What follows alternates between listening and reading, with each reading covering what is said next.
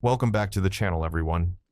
Today, we've got some seriously intense betrayal stories that are going to make you question everything about trust and loyalty. I'm just here playing some Minecraft and chilling, and we'll be reading each story off for you today. I honestly have no idea which way some of these will go, but prepare for some serious drama because these people really went through it. So grab your favorite drink and get comfortable and enjoy. Up first, we have the story. My girlfriend maintained a secret second relationship with my roommate for over a year. I thought I was living the perfect setup, dating an amazing girl while sharing an apartment with my best friend from college. What I didn't realize was that for over a year, my girlfriend Sarah and my roommate Mike were carrying on a full relationship behind my back, complete with dates, vacations, and future plans together. The worst part wasn't just the betrayal, minus Pete. It was realizing how many times they'd looked me in the eye and lied, while I thanked them for being the two most important people in my life. Mike and I had been best friends since freshman year of college. We'd lived together for 3 years after graduation, and he was like a brother to me. We shared everything: bills, groceries, Netflix passwords, dating advice, career struggles, family drama. I trusted him completely, and I thought he felt the same way about me. When I started dating Sarah 2.5 years ago, Mike was one of the first people I introduced her to, and I was thrilled when they seemed to get along so well. Sarah was everything I thought I wanted in a partner. She was funny, smart, beautiful, and seemed genuinely interested in building a life together. We talked about marriage, kids, buying a house, all the big future stuff that made me feel like I'd found my person. She spent probably 4 nights a week at our apartment, and Mike would often hang out with us, watching movies or cooking dinner together. I loved how easily she fit into my life, and how well she got along with my closest friend. The first sign something was off happened about 6 months into our relationship, but I completely missed it at the time. I came home early from work one day to find Sarah and Mike on the couch together, sitting closer than I would have expected. They jumped apart when I walked in, and Sarah made some comment about Mike showing her something on his phone. It seemed innocent enough, and I was actually happy they were becoming good friends. Looking back, there were so many red flags I ignored or rationalized away. Sarah would sometimes know things about Mike's life that he hadn't told me yet, like when he was considering a job change or having problems with his family. When I'd ask how she knew, she'd say he'd mentioned it in passing or that she was just good at reading people. Mike would occasionally slip up and reference conversations he'd had with Sarah when I wasn't around, then quickly change the subject when I looked confused. The second major incident should have been a wake-up call, but I was so trusting that I didn't see it for what it was. Sarah and I had planned a weekend getaway, but I got food poisoning the night before and couldn't travel. I told her to go anyway and enjoy the spa weekend we'd already paid for. She seemed disappointed but agreed to make the best of it. Mike also happened to be out of town that weekend visiting his parents, or so I thought. I found out later that Sarah hadn't gone to the spa at all. She'd canceled our reservation and gone somewhere with Mike instead. At the time, I only knew that she came back from her solo weekend looking relaxed and happy, with stories about the spa treatments and how refreshing it had been to have some alone time. She even brought me back a gift shop t-shirt as proof of where she'd supposedly been. The subtle deception was constant and elaborate. They'd coordinate their stories about where they'd been and what they'd done.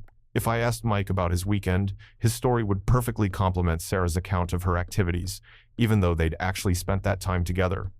They'd text each other constantly, but always in ways that seemed innocent if I happened to see their phones. Sarah started working out regularly at a new gym across town, which seemed weird since there was a perfectly good gym 5 minutes from her apartment. She said she liked the classes there better, and that the drive gave her time to decompress from work. I thought it was great that she was prioritizing her health and didn't question why she never invited me to join her or why she was always too tired for our usual evening activities on gym days. The third red flag was how they both became invested in my schedule in ways that seemed caring but were actually calculated. Sarah would ask detailed questions about my work, travel, and social plans, always under the guise of wanting to coordinate our time together. Mike would offer to cover my share of utilities or groceries when I was out of town, saying he wanted to help out since I was working so hard. I thought I had the most considerate girlfriend and roommate in the world. They got sloppy around the 1-year mark of whatever was happening between them. I started noticing they'd both disappear during the same time periods, always with separate, reasonable excuses. Sarah would have work dinners that ran late on the same nights Mike had pickup basketball games that somehow lasted until midnight. They'd both come home around the same time, looking like they'd had identical experiences, tired but happy, with similar stories about their respective activities. The breaking point came in the most mundane way possible. I was doing laundry and found a hotel keycard in Mike's jeans pocket. When I asked him about it, he said he'd found it on the ground somewhere and forgotten to throw it away.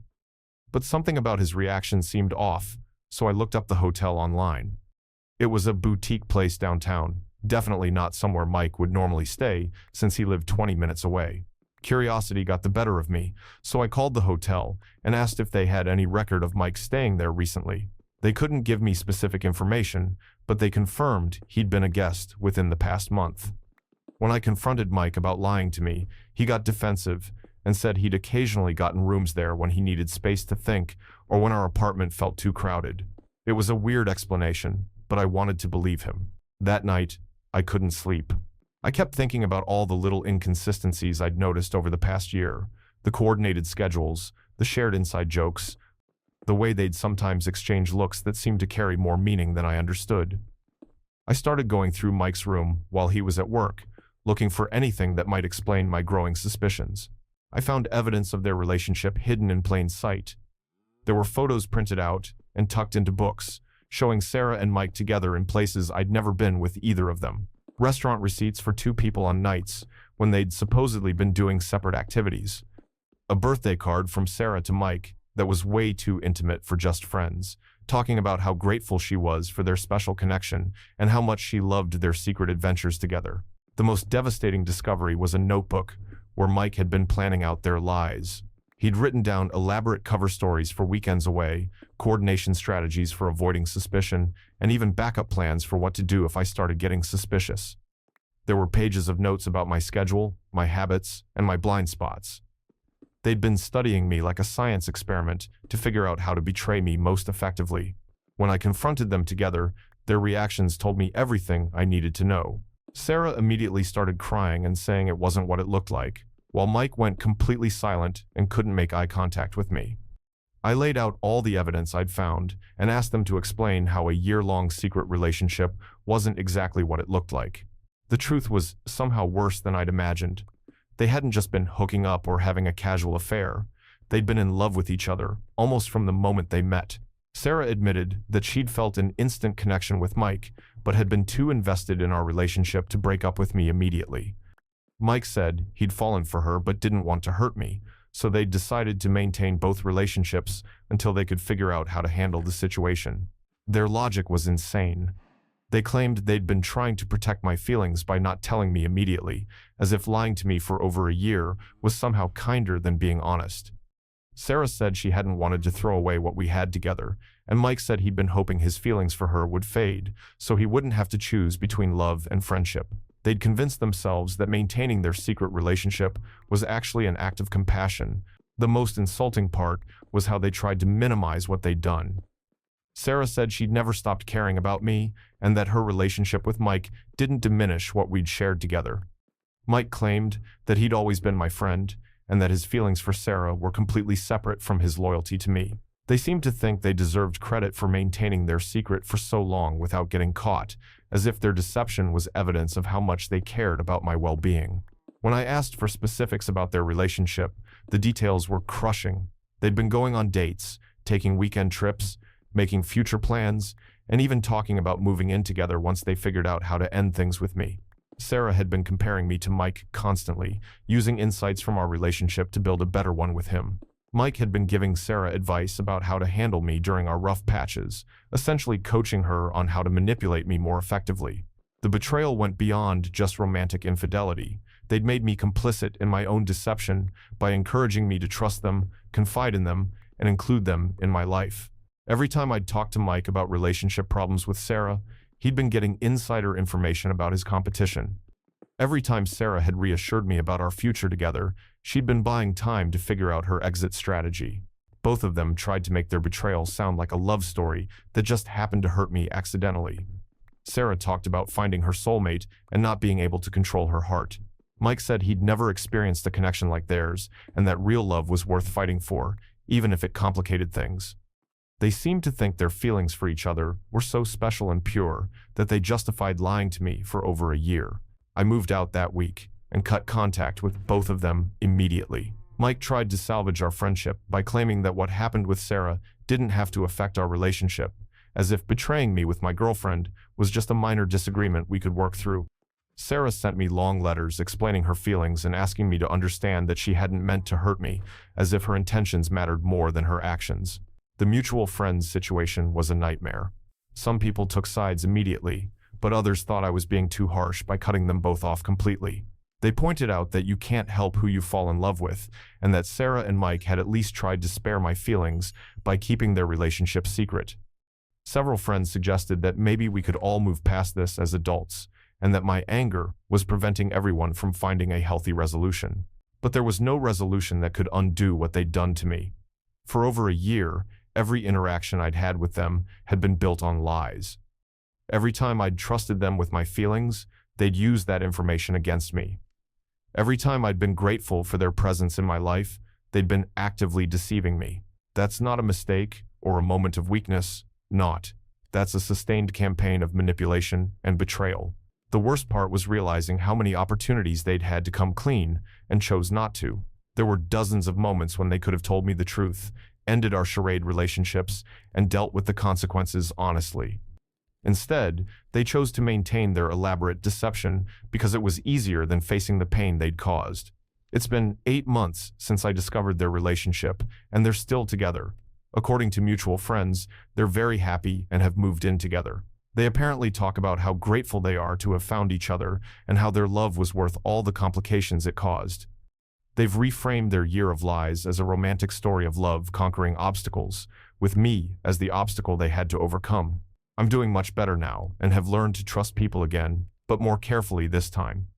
I've realized that real friends and partners don't maintain elaborate deceptions for their own benefit. They don't study your blind spots to exploit them, and they don't treat your feelings as secondary to their convenience. The right people will choose honesty even when it's difficult, because they respect you enough to let you make informed decisions about your own life. Sarah and Mike showed me who they really were, people willing to sacrifice someone else's emotional well-being for their own happiness.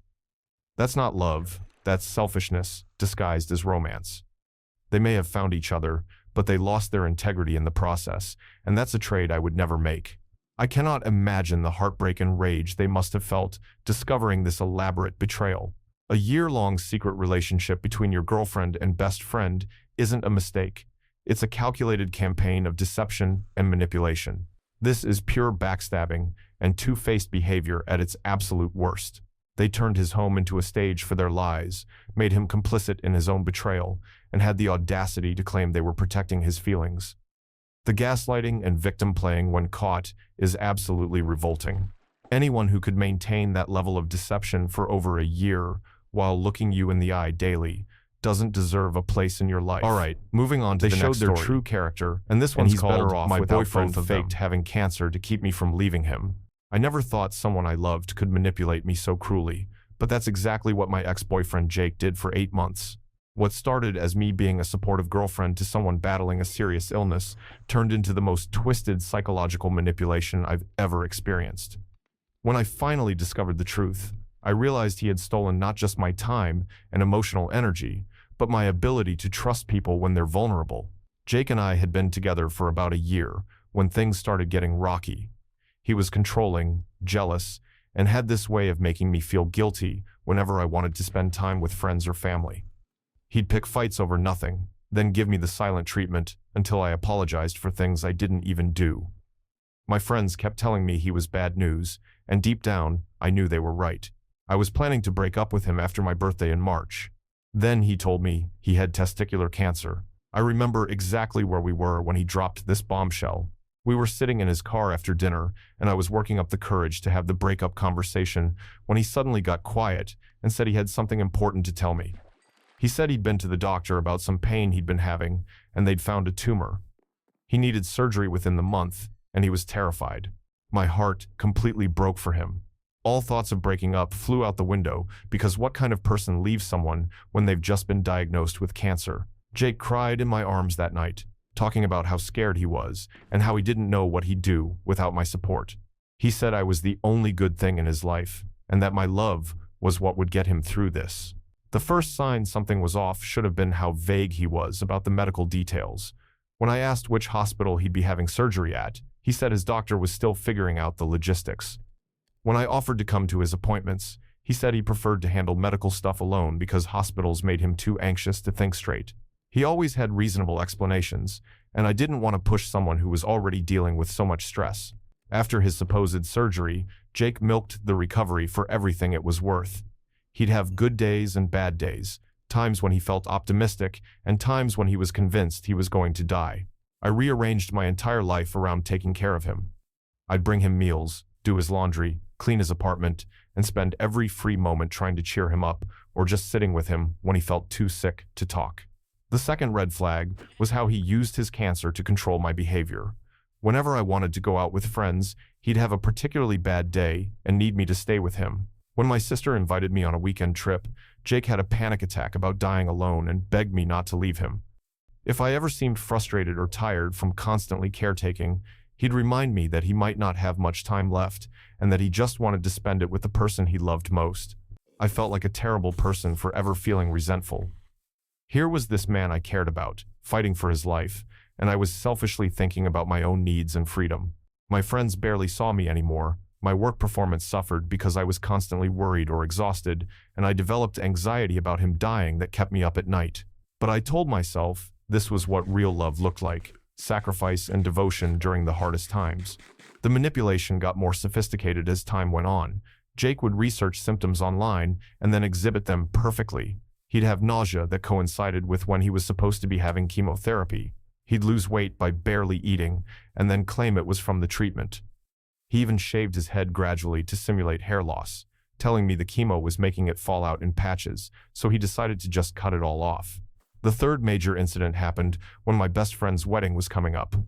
I was supposed to be a bridesmaid, and I'd been looking forward to it for months. 2 days before the wedding, Jake had what he claimed was a severe reaction to his latest treatment. He was vomiting, running a fever, and begging me to take him to the emergency room. I spent 12 hours in the hospital with him, missed the rehearsal dinner, and had to call my friend at midnight to tell her I couldn't be in her wedding. Looking back, I realized how convenient it was that Jake's medical crises always seemed to happen when I had important events or when I was starting to pull away emotionally. Every time I began to question whether our relationship was healthy, he'd have a setback that made me feel guilty for even thinking about my own happiness when he was suffering. The breaking point came 8 months after his initial diagnosis. I was at his apartment making him soup when his phone rang. He was in the shower, so I glanced at the screen to see if it was important enough to interrupt him. The caller ID said Dr. Martinez, and I figured it might be about his test results, so I answered to take a message. But it wasn't Dr. Martinez. It was Jake's friend Matt, and he was confused when I answered. He asked if Jake was there because he wanted to know if Jake wanted to play basketball later that evening. Basketball. I told Matt that Jake was too sick for basketball, and there was this long pause before Matt asked what I was talking about. He said Jake had been playing basketball with them twice a week for months and seemed perfectly fine. My blood turned to ice. I made some excuse to get off the phone, but my mind was racing. I started looking around Jake's apartment with new eyes, searching for any evidence of his cancer treatment. There were no prescription bottles, no medical paperwork, no appointment cards. His bathroom was spotless, with no signs of someone who was supposedly going through chemotherapy. When Jake got out of the shower, I confronted him directly. I asked him point blank to show me documentation from his doctors, to give me the name of his oncologist, to prove that any of what he'd been telling me was true. The look on his face told me everything I needed to know before he even opened his mouth. He tried to lie his way out of it at first. He claimed his medical records were confidential and that he was hurt. I didn't trust him. When I mentioned Matt's phone call, he said Matt didn't know about the cancer because Jake had been hiding it from his friends to avoid their pity. But I kept pushing, and eventually, his whole story fell apart.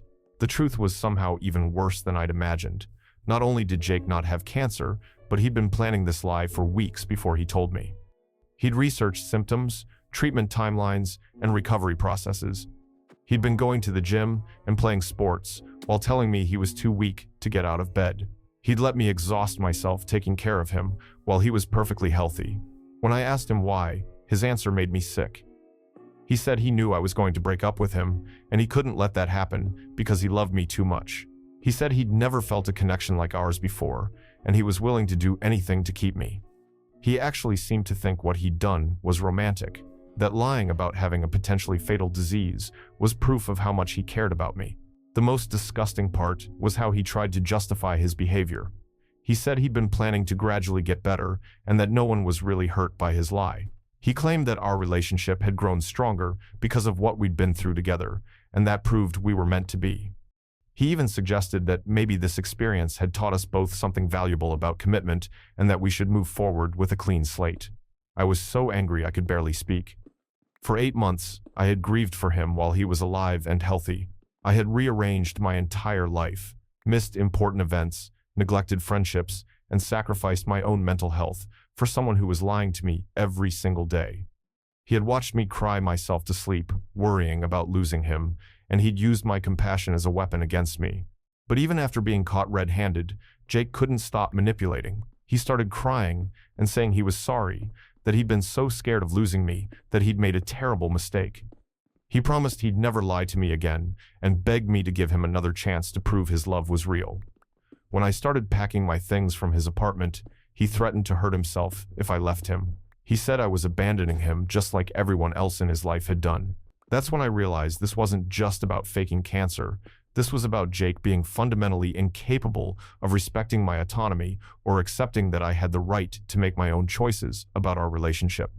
He'd rather traumatize me with fake illness than face the possibility of me leaving him. That's not love. That's obsessive control disguised as devotion.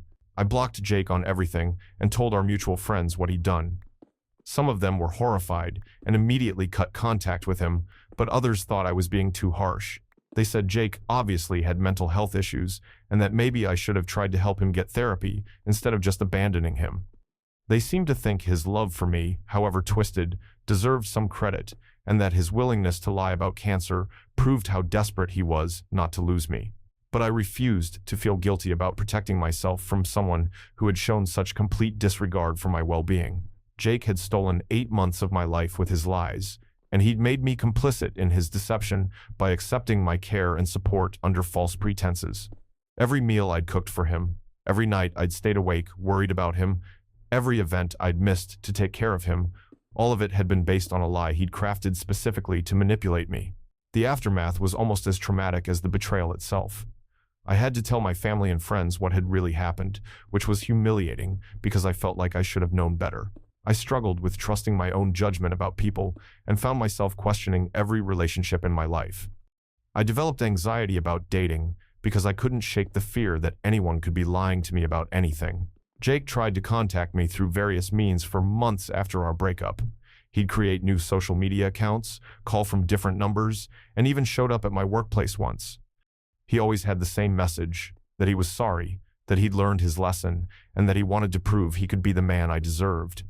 He seemed genuinely unable to understand that what he'd done was unforgivable, and that his continued attempts to contact me were just more evidence of his inability to respect boundaries.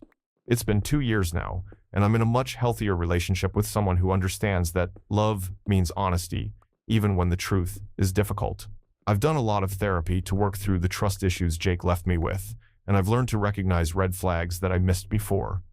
I'm grateful every day that I discovered his lies when I did, because who knows how much longer he would have been willing to maintain that charade. The hardest part is knowing that Jake is probably out there telling people his own version of our story, painting himself as the heartbroken boyfriend whose girlfriend couldn't handle his medical struggles. He's probably convinced himself by now that he really was sick, or that his love justified his actions, or that I was cruel for leaving him when he needed me most. Some manipulators are so committed to their lies that they eventually believe them themselves. But I know the truth, and that's what matters. I know that real love doesn't involve tricking someone into staying with you through elaborate deceptions. I know that genuine care for someone means respecting their right to make their own choices, even if those choices hurt you. And I know that anyone willing to fake a life-threatening illness to manipulate me is capable of absolutely anything. Jake didn't just lie about having cancer, he weaponized my empathy against me and turned my capacity for love into a tool for his control. That's not something you do to someone you love. That's something you do to someone you see as an object to be possessed, rather than a person to be respected. I'm just grateful I found out before I wasted any more of my life on someone so fundamentally broken. This is such a massive betrayal of trust, and absolutely disgusting manipulation. Faking cancer to prevent a breakup is one of the most twisted things I've ever heard. He literally weaponized her compassion and love against her. This is pure psychological abuse and emotional manipulation at its worst. He stole 8 months of her life, made her miss important events, and caused her genuine trauma and grief over his fake illness. The gaslighting and victim playing when caught makes it even more revolting. She did exactly the right thing by cutting all contact immediately. Anyone who would fake a terminal illness to control someone is capable of absolutely anything and doesn't deserve a second chance. Let's move on to the next story here, and this one's called "My Sister Told Everyone I Cheated on My Husband Just to Cover Up Her Own Affair." I never thought my own sister would destroy my marriage and reputation just to protect herself, but that's exactly what happened 6 months ago. What started as me trying to be a supportive sister ended with her spreading lies about me cheating on my husband while she was the one having an affair with a married man. The worst part is that even after the truth came out, half my family still treats me like I'm the one who did something wrong. My sister Emma has always been the dramatic one in our family. She's 2 years older than me and has this way of making every situation about herself. Growing up, if I got good grades, she'd suddenly have some crisis that needed attention. If I achieved something, she'd find a way to overshadow it or make me feel guilty for being happy. Our parents always excused her behavior as Emma just being emotional and sensitive, while I was expected to be the understanding little sister who didn't rock the boat. Emma got married to her husband Dave 3 years ago, and I thought marriage might settle her down. Dave is a really good guy, stable, kind, the type of person who balances out Emma's chaos. My husband Mark and I would double date with them sometimes, and everything seemed fine on the surface. Emma would complain about Dave being boring or too predictable, but I figured that was just her usual grass is greener mentality. The first sign something was wrong came about 8 months ago. Emma started texting me constantly about how unhappy she was in her marriage. She said Dave didn't understand her artistic soul and that she felt trapped in suburban mediocrity. At first, I tried to be supportive and suggested marriage counseling or maybe planning some exciting trips together. But her complaints got more intense and specific, and she started talking about this guy she'd met at her art class. His name was Ryan, and according to Emma, he was everything Dave wasn't: spontaneous, passionate, creative. She'd go on and on about their deep conversations and how he really saw her for who she was. When I asked if Dave knew about this friendship, Emma got defensive and said it was just nice to have someone who understood her artistic side. Red flags were going off in my head, but I didn't want to accuse my sister of anything without proof. The second incident happened when Emma asked me to cover for her one evening. She said she was going to an art exhibition with Ryan and some other people from class, but she didn't want Dave to know because he'd been weird about her male friends lately. She asked if I could tell Dave she was with me if he called looking for her. I was uncomfortable with lying, but Emma made it sound like Dave was being controlling and unreasonable, so I agreed to help. That night, Dave did call me looking for Emma. I felt terrible lying to him, but I stuck to the story about us having a girls' night. Later, I found out there was no art exhibition that night, and Emma had been at Ryan's apartment until 2 in the morning. When I confronted her about it, she broke down crying and admitted she had feelings for Ryan, but swore nothing physical had happened. She begged me not to tell anyone and promised she was going to figure things out. I should have told her to come clean to Dave right then, but Emma was sobbing and talking about how confused she was and how she just needed time to sort out her feelings. She made me promise to keep her secret, saying I was the only person she could trust. Against my better judgment, I agreed, but I told her she needed to either cut contact with Ryan or tell Dave what was going on. For the next few months, Emma continued the affair. My Mal. And by now, I was certain that's what it was. She'd disappear for hours, lie about where she'd been, and constantly ask me to cover for her with increasingly elaborate stories. Each time, she'd promise it was the last time and that she was going to end things with Ryan. I felt sick being involved in her deception, but every time I tried to back out, she'd guilt me into helping her. The breaking point came when I ran into Ryan's wife at the grocery store. I didn't know her well, but she looked exhausted and mentioned that Ryan had been working late a lot lately and seemed distant. She was clearly worried about their marriage, and I realized Emma wasn't just betraying Dave, she was helping destroy another family too. That night, I told Emma I was done covering for her and that she had 1 week to tell Dave the truth or I would. Emma completely lost it. She screamed at me for threatening her and said I didn't understand what real love felt like because I'd married the first boring guy who asked me. She said I was jealous of her passion and excitement and that I was just trying to sabotage her happiness because my own marriage was so dull. It was a vicious attack, but I held firm. I told her I loved her, but I wouldn't be part of her lies anymore. 3 days later, my world exploded. I was at work when Mark called me, and I could barely understand him through his anger and hurt. He said Dave had just called him to tell him about my affair. According to Dave, Emma had finally confessed everything, but she'd told him that I was the one having an affair with Ryan, and that she'd been trying to talk me out of it for months. She claimed I'd been using her as an alibi, and that she'd finally decided she couldn't keep covering for me anymore. I raced home to find Mark packing a bag. He was devastated and furious, and at first, he wouldn't even listen to me try to explain. Emma had apparently given Dave specific details about times and places where I'd supposedly met Ryan, using all the real information from her own affair, but making me the cheater instead. She'd even shown Dave some text messages between her and me, where we discussed her situation, but she'd presented them as evidence that I was the one asking her to lie for me. The cruelest part was how Emma had twisted every conversation we'd had about her marriage problems. She told Dave that I'd been encouraging her to cheat too, saying marriage was just a piece of paper and that we should both find excitement elsewhere. She painted me as this manipulative person who had corrupted her and tried to drag her down with me when she'd refused to participate in my affair. When I finally got Mark to calm down enough to listen, I told him everything. I showed him my phone records, my credit card statements, anything that could prove I'd been where I said I was during the times Emma claimed I was with Ryan. Slowly, the truth began to emerge, but the damage was already done. Mark believed me, eventually, but he was hurt that I'd kept Emma's affair secret for so long. He felt betrayed that I'd chosen loyalty to my sister over honesty with him. The confrontation with Emma was devastating. When I called her to demand she tell the truth, she actually doubled down on her lies. She said no one would believe me because she'd already told everyone her version first, and I had no way to prove she was lying. She claimed Ryan would back up her story because he didn't want his wife to find out either. She'd thought of everything. But Emma had underestimated how much evidence there was of her real affair.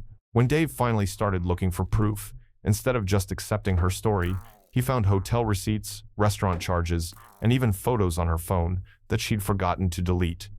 Ryan's wife hired a private investigator who confirmed the timeline of their affair. Within 2 weeks, Emma's lies completely unraveled, but the damage to my reputation was already done. Even with proof that Emma had lied, some family members still act like I'm partially to blame. My aunt said I should have told Dave about the affair from the beginning instead of enabling Emma's behavior. My cousin suggested that maybe I'd sent mixed signals to Ryan and that Emma was just confused about what she'd witnessed. My mother actually asked me if I was sure I hadn't developed feelings for Ryan that Emma might have misinterpreted. The most infuriating part is how Emma continues to play the victim. Now that her lies have been exposed, she's switched to a different narrative. She claims she was having a nervous breakdown and wasn't thinking clearly when she accused me. She says the stress of her failing marriage made her temporarily delusional, and she's hurt that the family isn't showing her more compassion during this difficult time. She's even suggested that maybe we should all just move on and focus on healing instead of dwelling on who said what. Dave filed for divorce immediately, and Emma moved back in with our parents. She's been telling anyone who will listen that her marriage ended because Dave couldn't forgive her moment of confusion and that I've been vindictive and unsupportive during her time of need.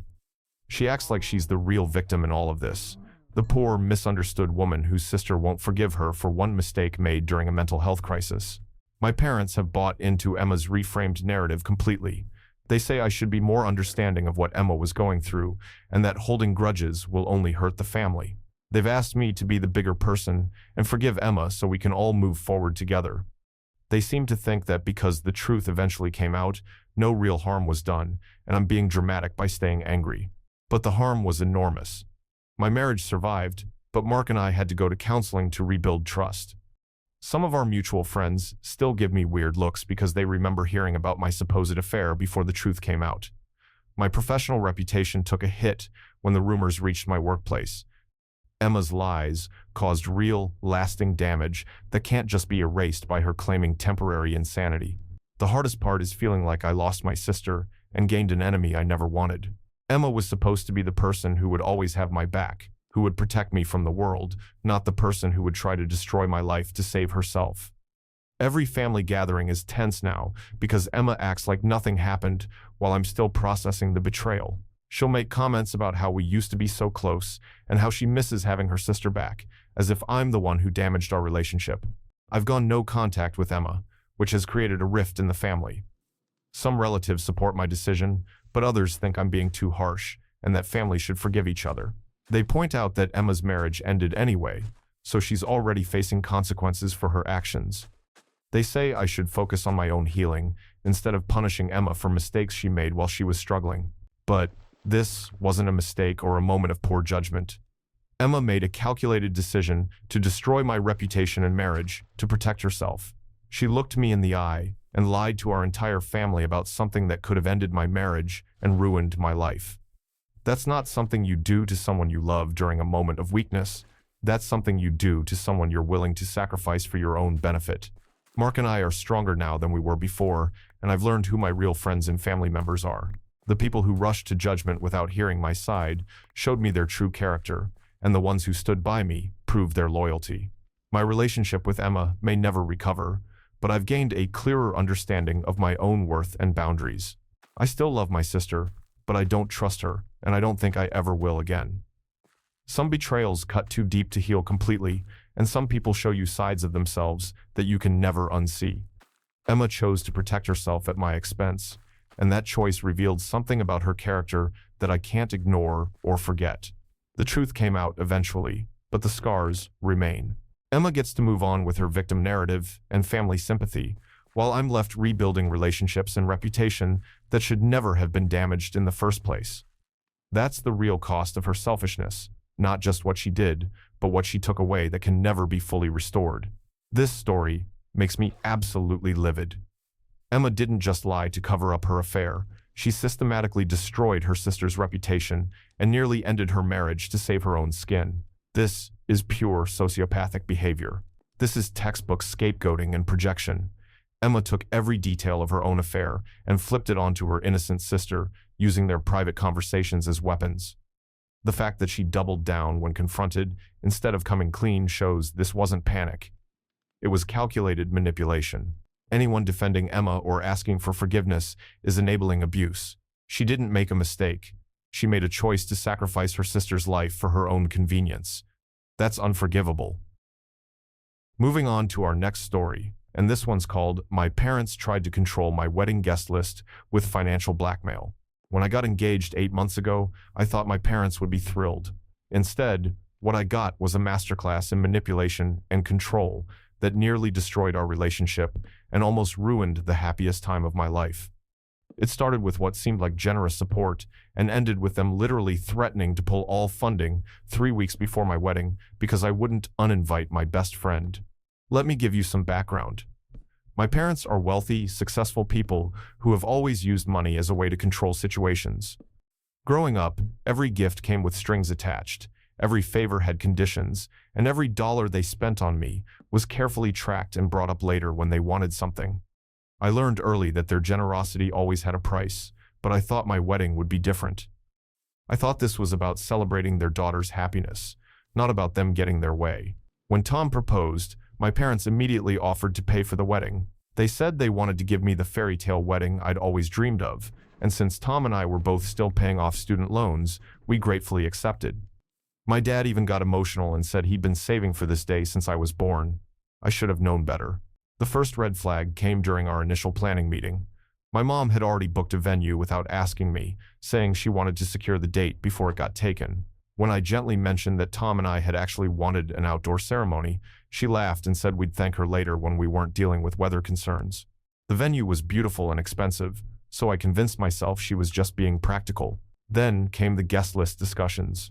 My parents handed me a list of 80 people they expected to be invited, including business associates I'd met maybe twice and distant relatives who had never shown any interest in my life. When I pointed out that this would put us over our planned guest count of 120 people, My mom said we could just make the wedding bigger. After all, they were paying for it. I tried to compromise.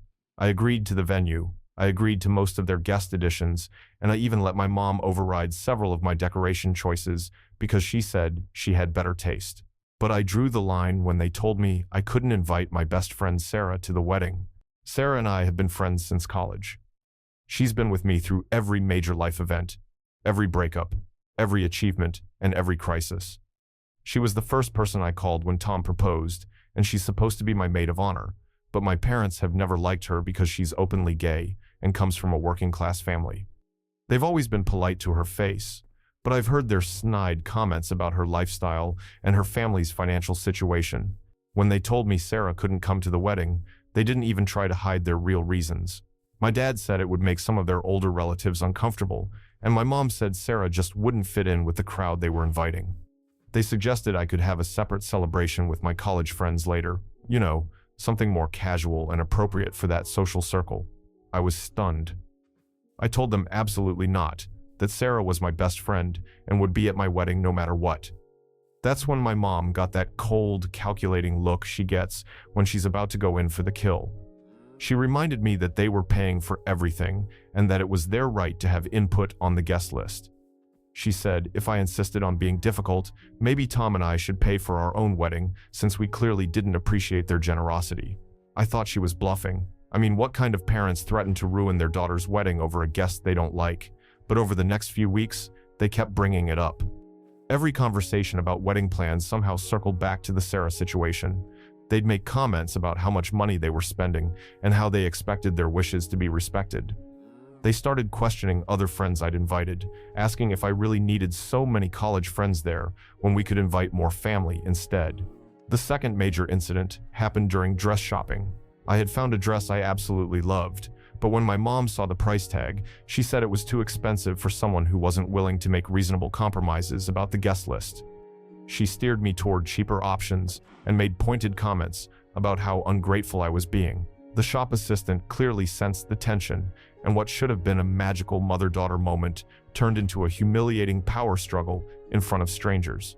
But the worst part was how they started involving other family members in their manipulation campaign.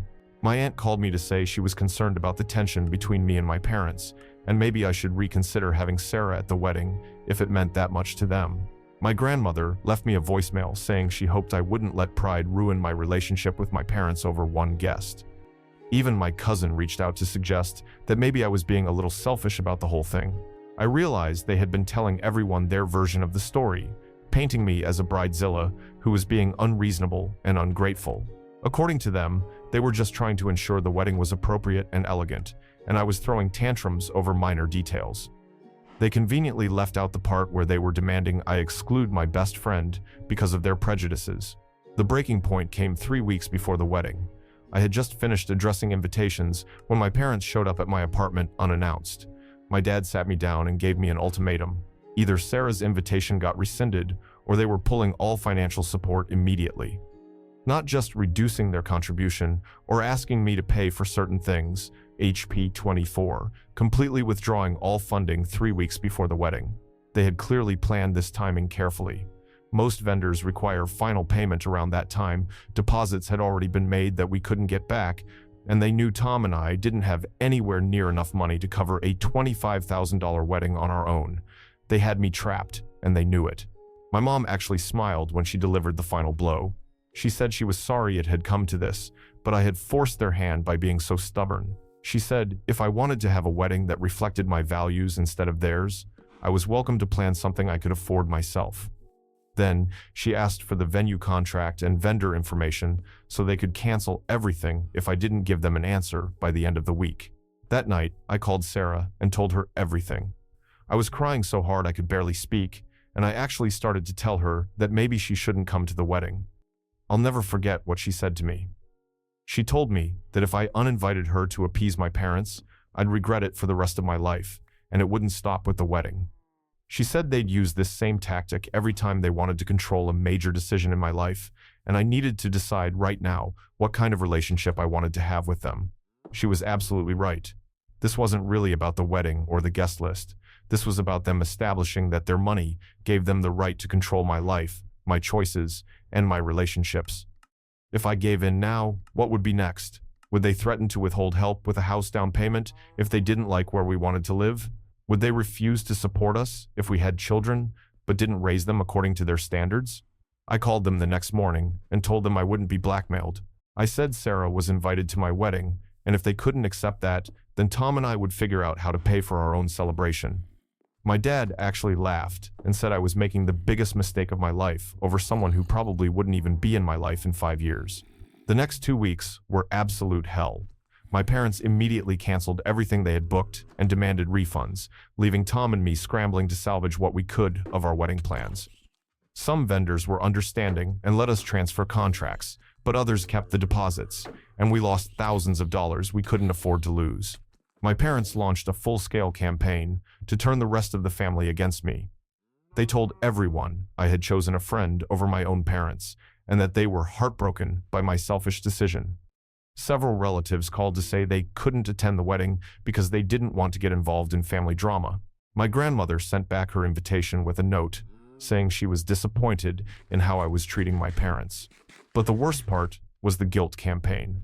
My mom sent me a long email about how she had dreamed of planning her daughter's wedding her whole life, and how I had ruined that dream by being stubborn and ungrateful.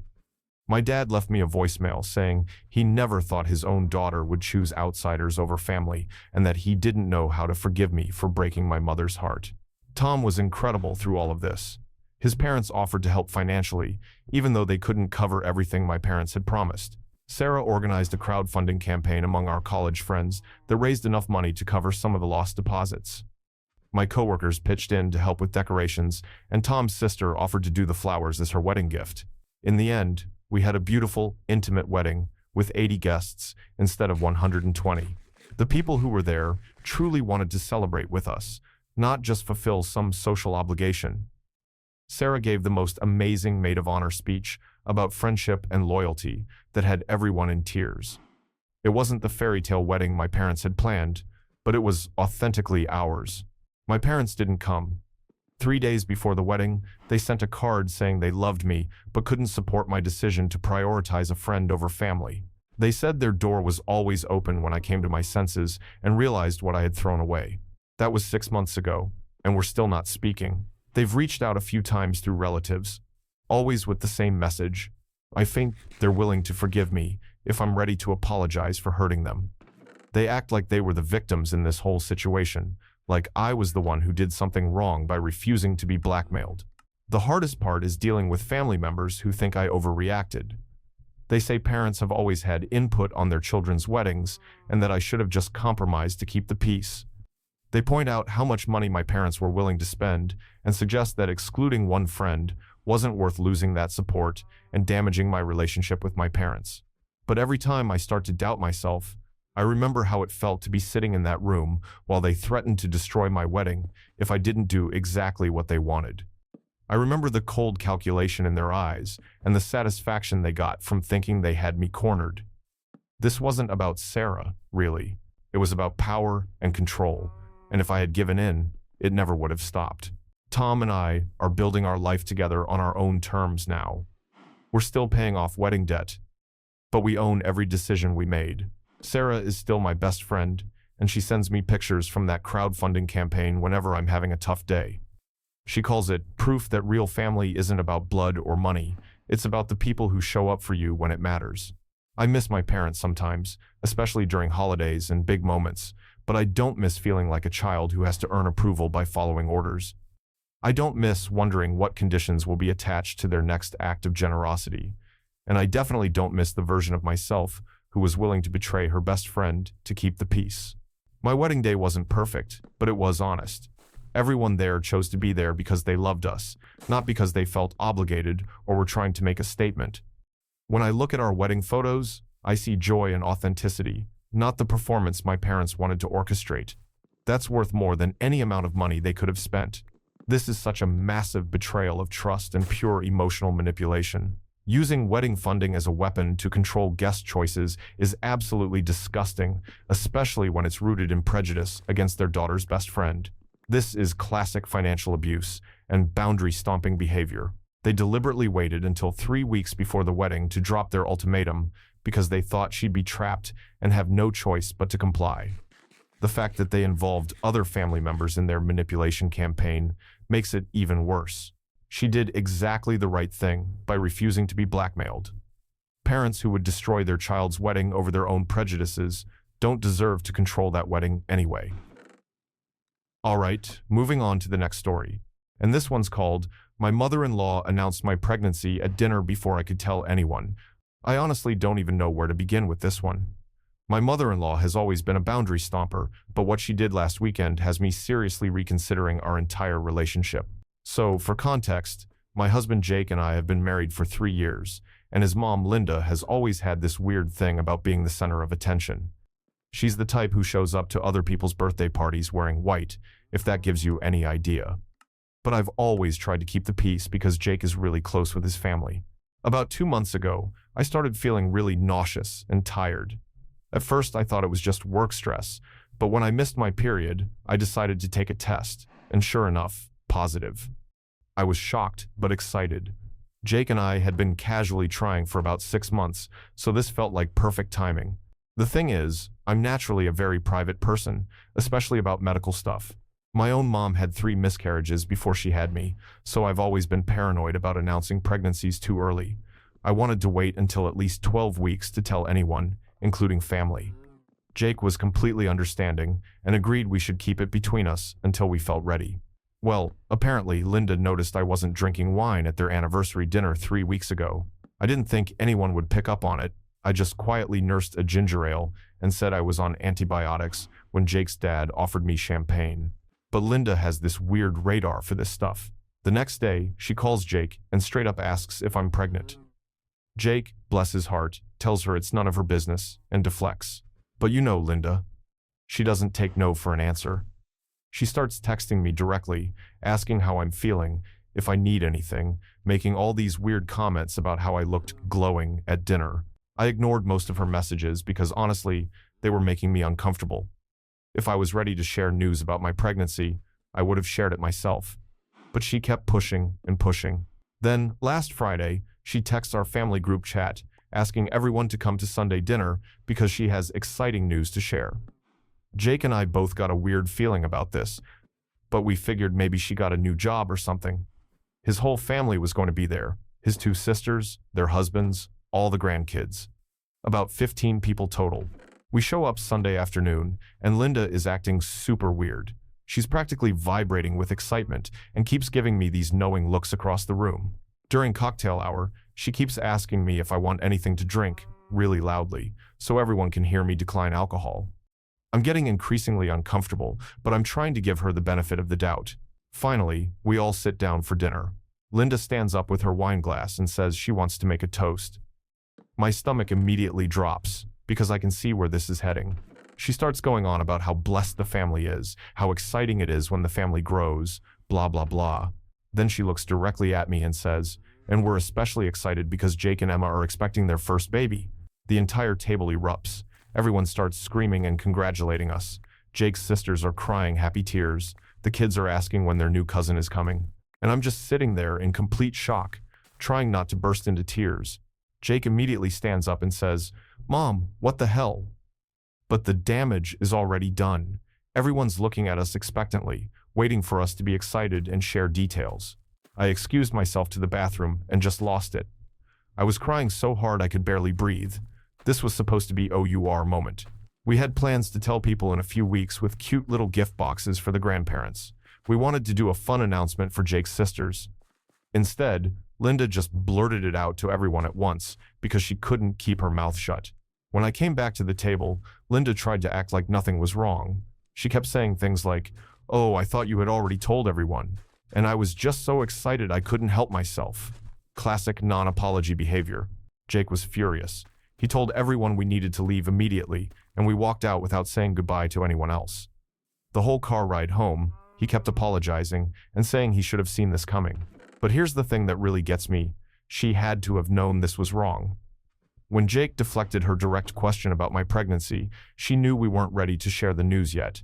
She deliberately waited until we were trapped in a room full of family, so we couldn't react without causing a scene. The next morning, Linda calls Jake crying about how sorry she is and how she didn't think it was a big deal. She actually said the words, "I don't understand why Emma is so upset about this. Isn't she happy about the baby?" That's when I realized she genuinely doesn't understand boundaries. In her mind, my pregnancy affects her just as much as it affects me, so she has just as much right to share the news. She's been calling and texting non-stop, alternating between fake apologies and trying to make us feel guilty for ruining family dinner. Jake's sisters have been texting too, trying to play peacekeeper.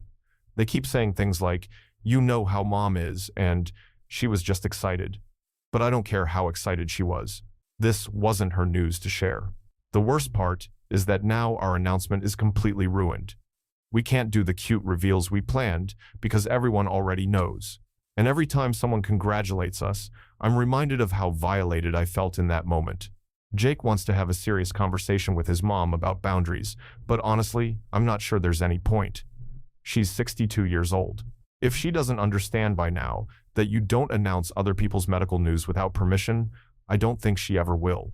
I'm currently 7 weeks pregnant, and instead of being excited about sharing our news with family, I'm dreading every family event for the next several months. What if she does this with other stuff? What if she announces the gender before we're ready? What if she shares details about the birth that we want to keep private? I've told Jake that I need a serious break from his mom. No more family dinners, no more group chats, no more pretending everything is fine. She crossed a major line, and there need to be consequences. He's been really supportive, but I can tell he's torn between protecting me and keeping peace with his family. Linda sent me a text yesterday saying she hopes we can move past this and asking what she can bring to next week's family barbecue. I haven't responded because, honestly, I don't know what to say. How do you move past someone completely disrespecting your privacy and then acting like you're the problem for being upset about it?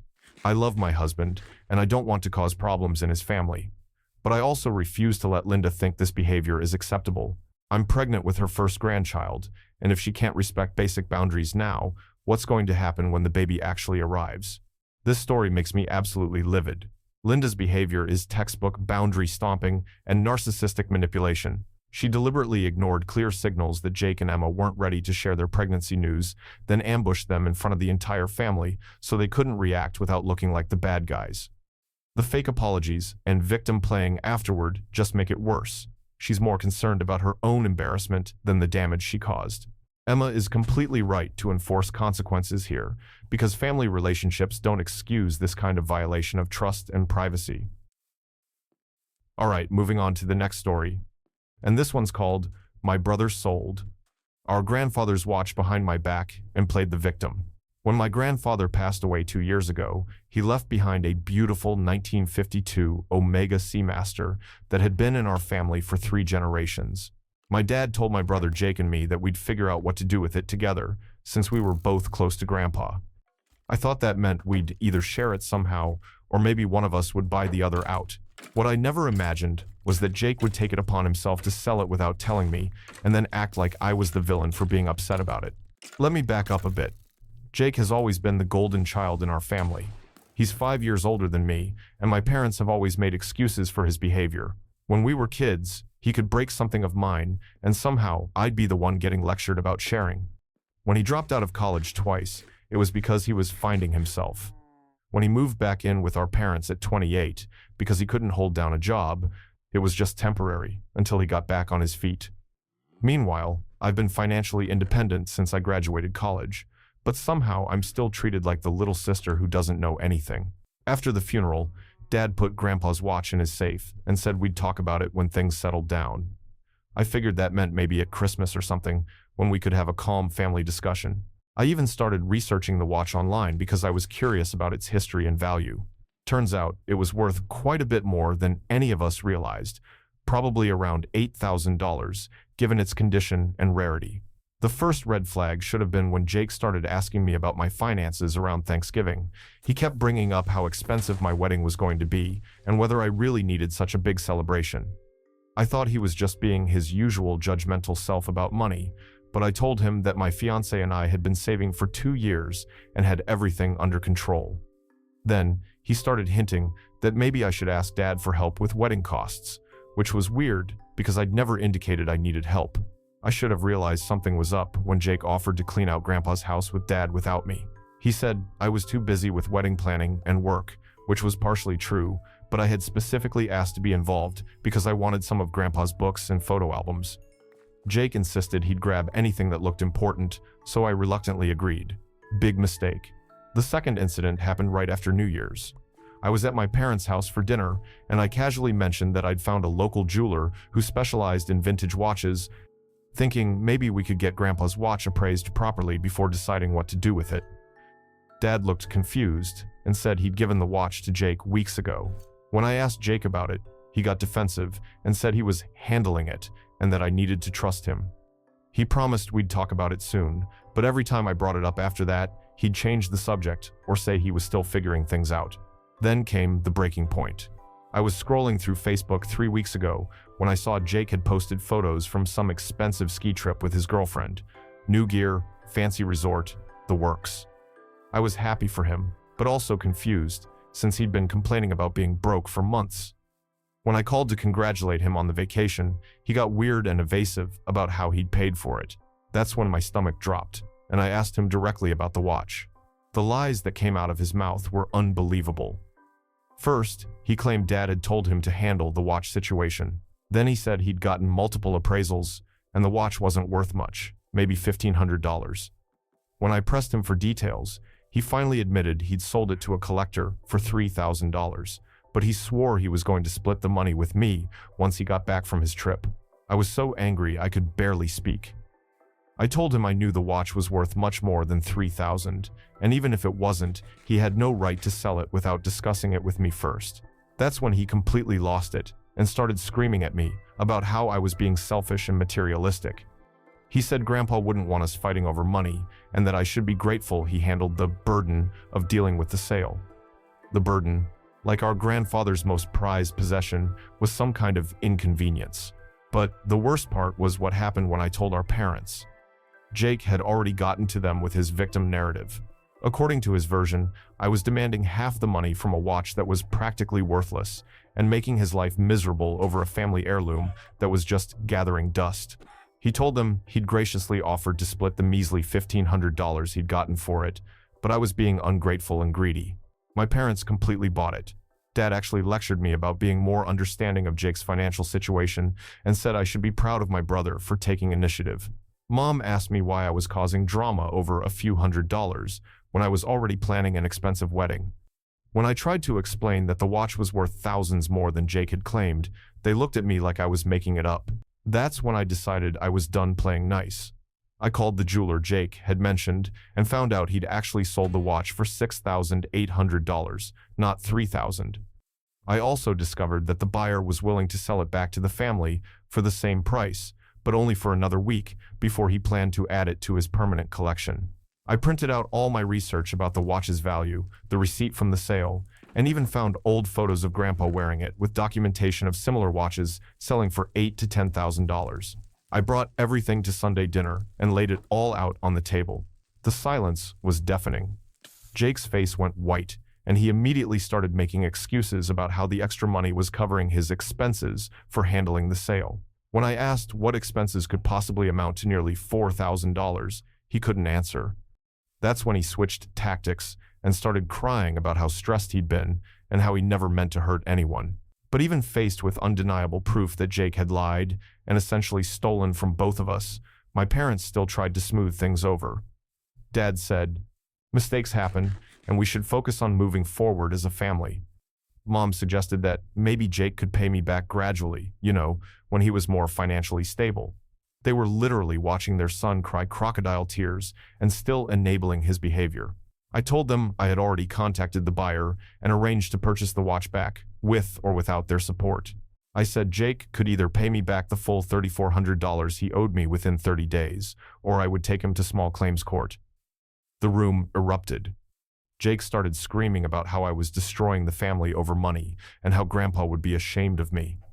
My parents said I was being too harsh and that families should forgive each other. That's when I really let them have it. I told them that Jake didn't just steal from me, he stole from our grandfather's memory. That watch meant everything to Grandpa, and Jake sold it like it was a piece of junk at a garage sale so he could go skiing. I said I was tired of being treated like the bad guy every time Jake faced consequences for his actions, and if they wanted to enable a 33-year-old man's selfish behavior, they could do it without me. I bought the watch back with my own money, and it's now sitting safely in my own safety deposit box. Jake has been telling anyone who will listen that I'm a vindictive sister who cares more about material possessions than family. He's posted cryptic social media messages about being betrayed by the people closest to you and how some people show their true colors when money is involved. Several relatives have reached out to ask why I'm being so hard on Jake during his difficult time. My parents have been giving me the silent treatment for 2 weeks now. They sent my fiancé a Facebook message asking him to talk some sense into me and suggesting that maybe I should postpone the wedding until I work through my anger issues. They've also uninvited me from my dad's birthday party next month, saying my presence would make Jake uncomfortable. The hardest part is that I keep second-guessing myself. Maybe I am being too harsh. Maybe I should have just let him keep the money and moved on. My fiancé supports me completely, and my best friend says I did exactly the right thing, but it's hard when your entire family is treating you like the villain. I've lost sleep, wondering if this is really the hill I want to die on. But every time I look at that watch, I remember how Grandpa used to wind it every morning and check it constantly throughout the day. He'd tell stories about wearing it on his first job interview, his wedding day, the day each of his children was born. It wasn't just a watch to him, it was a piece of his history, our history. And Jake was willing to throw all of that away for a vacation. I know I did the right thing, but I never expected the cost to be losing my entire family. Jake is still playing the victim, my parents are still enabling him, and I'm starting to wonder if this is just who they are. Maybe the watch situation didn't change them. Maybe it just showed me who they really were all along. The watch is safe now, and someday I'll pass it down to my children with all the stories Grandpa told me. But I can't help wondering if they'll ever get to hear those stories from their uncle, or if Jake's selfishness cost us more than just money. Some things, once broken, can't be fixed, and trust is definitely one of them. This story makes me absolutely livid. Jake didn't just steal a watch. He stole a piece of family history and then had the audacity to play victim when he got caught. This is textbook narcissistic behavior and financial abuse. He lied about the value, pocketed thousands of dollars, and then tried to gaslight everyone into thinking his sister was the problem. The fact that the parents are enabling this boundary-stomping behavior and punishing her for standing up for herself is completely unacceptable. Family doesn't excuse theft, and blood relation doesn't mean you have to tolerate being manipulated and lied to. She did exactly the right thing by getting that watch back and holding him accountable, even if it cost her relationships with people who clearly don't respect her anyway.